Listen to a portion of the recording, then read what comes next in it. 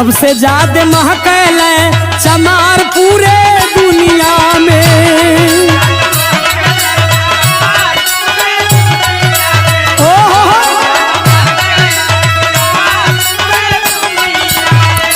फिर भी वो जबरी पूजा पूरे दुनिया में, फिर भी वो जबरी पूजा पूरे दुनिया में। सबसे ज्यादा महकलन चमार पूरे दुनिया में।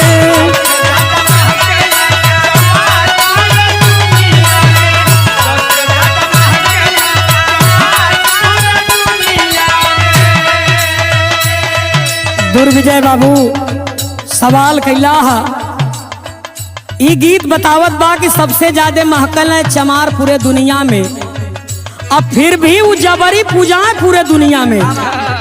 15 वाले पूजल ना चाहेलन, लेकिन